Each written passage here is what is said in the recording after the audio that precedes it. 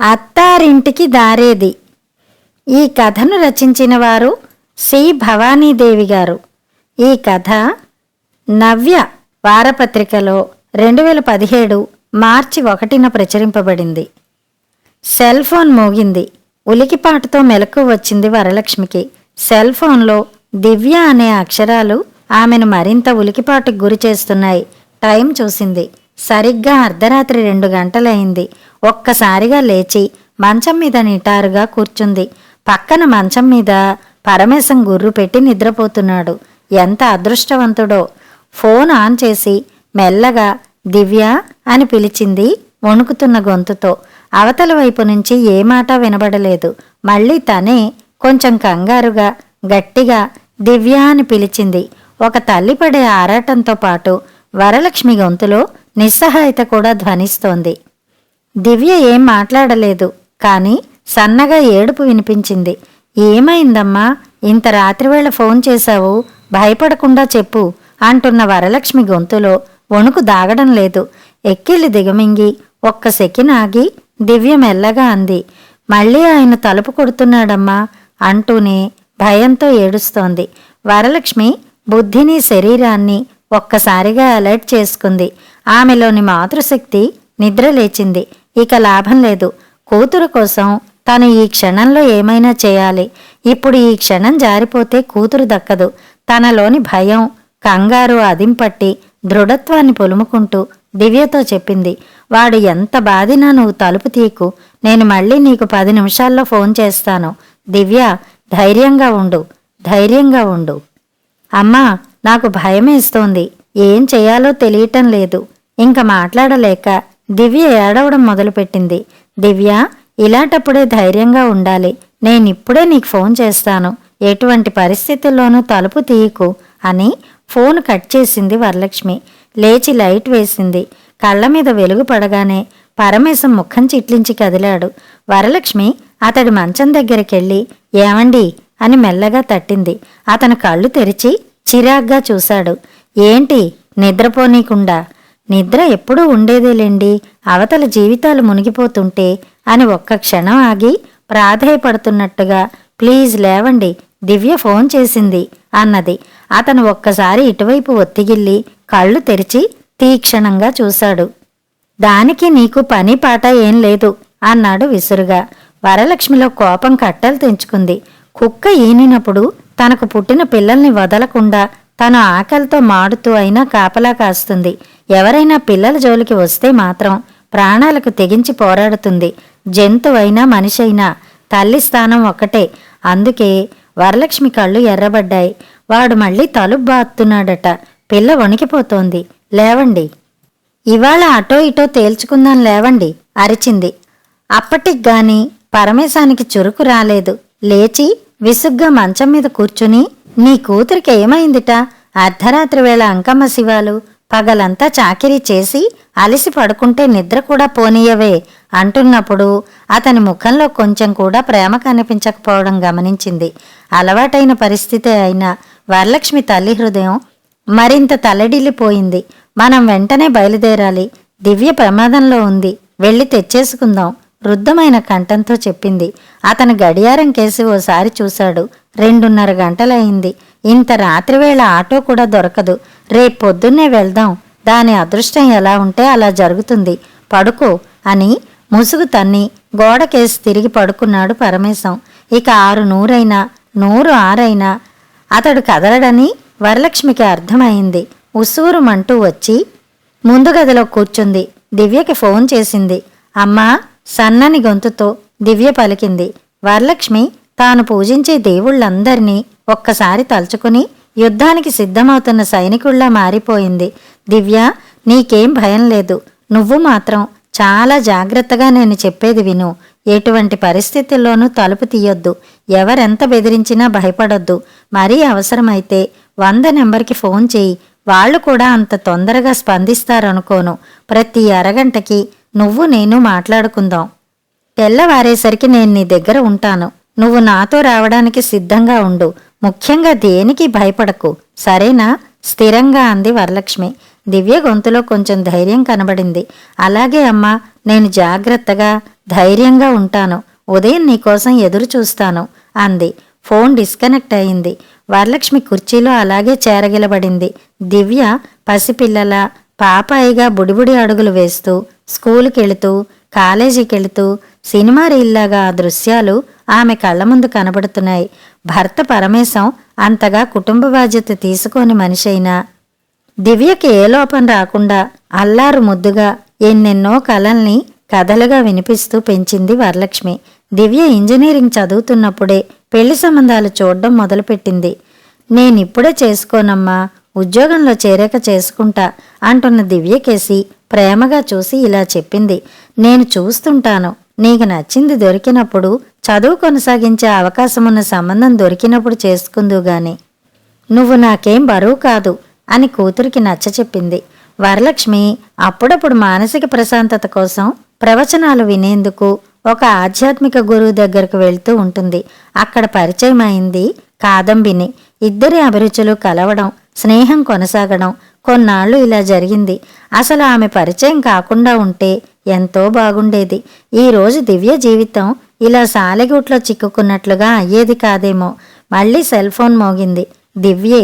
కాసేపు ధైర్యవచనాలు చెప్పి మళ్ళీ అరగంటకు ఫోన్ చేయమని చెప్పింది వరలక్ష్మి. అమ్మా, అంతా పడుకున్నట్టున్నారు, నిశ్శబ్దంగా ఉంది. నువ్వు కూడా కాసేపు పడుకో.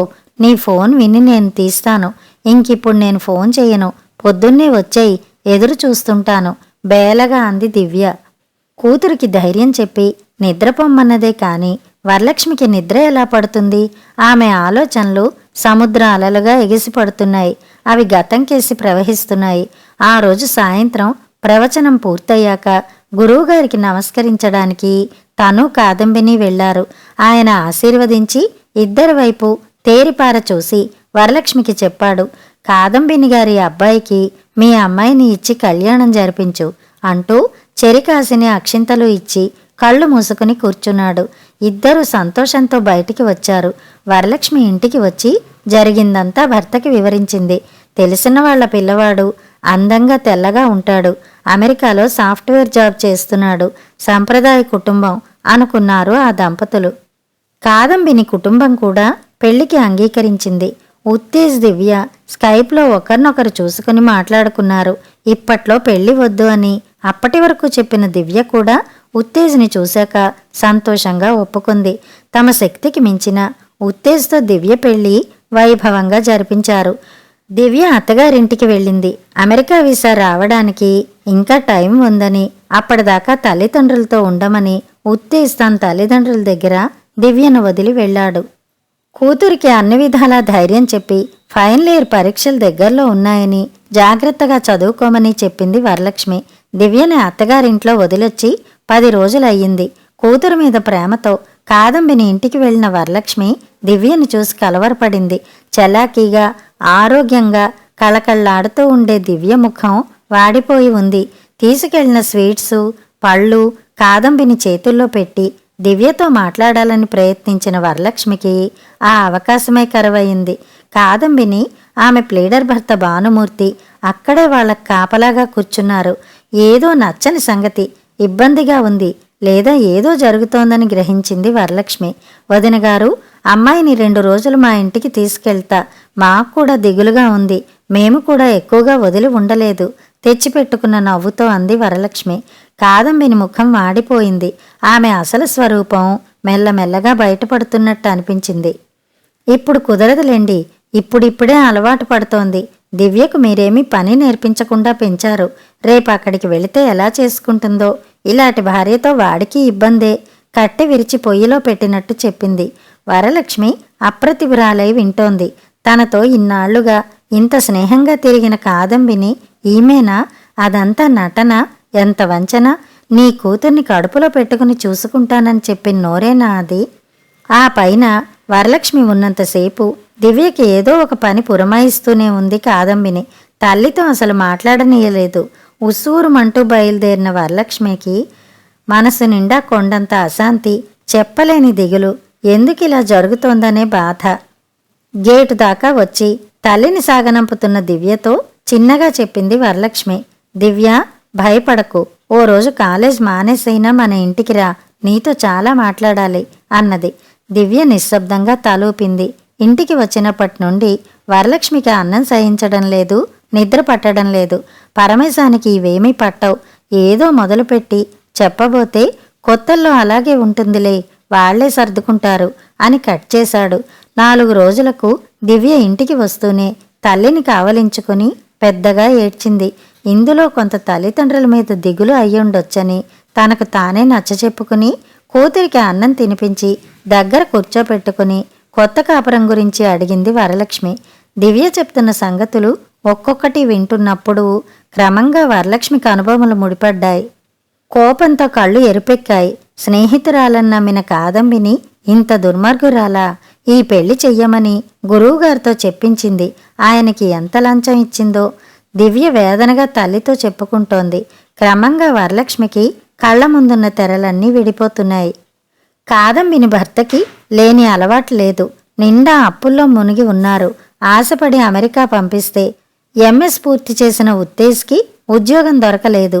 పెళ్లి పేరుతో ఆ కుటుంబం కొన్ని అప్పులు తీర్చుకున్నారు. 3 నిద్రలప్పుడే దివ్య గ్రహించిన విషయాలు చాలా ఉన్నాయి. అప్పుడే తల్లికి చెబితే తలకిందులవుతుందని ఓర్పు వహించింది. అతని పర్సు నిండా ఆడపిల్లల ఫోటోలే. అమెరికాలో అతనికి ఒక స్త్రీతో సహజీవనం ఉన్నట్లు దివ్యకి రూఢి అయింది. అదేమని ప్రశ్నిస్తే వాడు మగాడు, ఎంతమందినైనా చేసుకుంటాడు అని కాదంబిని గద్దించింది. పెళ్లిలో దివ్యకి పెట్టిన అన్ని ఆభరణాలకు కాళ్ళు వచ్చాయి. దివ్య ఎంతో ఇష్టపడి నేర్చుకున్న సంగీతం పాడడానికి వీల్లేదు. ప్రతి పనికి వంక పెడుతోంది కాదంబిని. నువ్వు పొడుగ్గా తెల్లగా లేవు, నా కొడుక్కి తగిన భార్యవి కాదు, వాడు మాత్రం ఏం చేస్తాడు అని కాదంబిని అంటుంటే దివ్య కొన్నిసార్లు కళ్ళు తుడుచుకునేది, కొన్నిసార్లు ఎదురు తిరిగి అలాంటప్పుడు నన్నెందుకు చేసుకోవాలి అనేది. రోజు ఉదయం 10:30 కల్లా కాదంబిని ఏం ఉద్యోగం చేస్తోందో ఏమో గాని వంట పని చేసేసి అన్నం తిని వెళ్ళిపోతుంది. దివ్య కాలేజీ నుండి వచ్చేసరికి ఇంట్లో భానుమూర్తి ఒక్కడే ఉంటాడు. మొదట్లో దివ్య మామగారిని చాలా గౌరవించేది. కాఫీ ఇచ్చేటప్పుడు చేతులు తగిలించడం, ఆకలి చూపులు చూడడం చూశాక కొంచెం దూరంగా ఉండడం మొదలుపెట్టింది. బట్టలు మార్చుకుంటున్నప్పుడు, స్నానం చేస్తున్నప్పుడు చాలా జాగ్రత్త పడేది. ఇవన్నీ అత్తగారికి తెలుసని దివ్యకి క్రమంగా అర్థమైంది. కడుపు నిండా భోజనం లేదు, పచ్చడి మెతుకులే గతి. ఆర్థిక సమస్యలు, ఇంటెడు చాకిరి, పైగా ఉత్తేజ్ నుండి ఒక్క ఫోన్ కూడా లేదు. ఈ మధ్య భానుమూర్తి దివ్య సెల్ ఫోన్ తీసుకుని కాల్స్, మెసేజెస్ చెక్ చేయడం, ప్రశ్నించడం కూడా మొదలుపెట్టాడు. దివ్య పరిస్థితి వరలక్ష్మికి అర్థమైంది. కూతురు జీవితం, ముఖ్యంగా కాపురం గురించి ఒక నిర్ణయం తీసుకోవలసిన సమయం వచ్చేసింది. హృదయంలో లావా పొంగుతున్నా పైకి నిబ్బరంగా కూతురికి ధైర్యం చెప్పింది వరలక్ష్మి. దివ్య, మనం జాగ్రత్తగా వ్యవహరించాలి. నేను ఒక లాయర్ గారితో సంప్రదించి నీ విషయంలో జరగవలసిన సంగతులన్నీ ఆలోచిస్తాను. జీవితం కాపురం కంటే విలువైనదని గుర్తుంచుకో. తెలుసో తెలియకో నిన్ను ఆ రొంపిలోకి నేనే దించాను. నేనే నిన్ను బయటికి తీసుకొస్తాను. అది వీలైనంత త్వరగానే.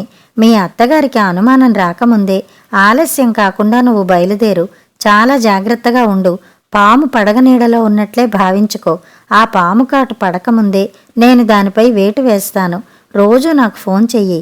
ఏమీ జరగనట్టే ఉండు అంటూ పరిపరి విధాల ధైర్యం నూరిపోసి కూతుర్ని అత్తగారింటికి పంపించాక వరలక్ష్మి లాయర్ శ్రీనివాస్కి డయల్ చేసింది.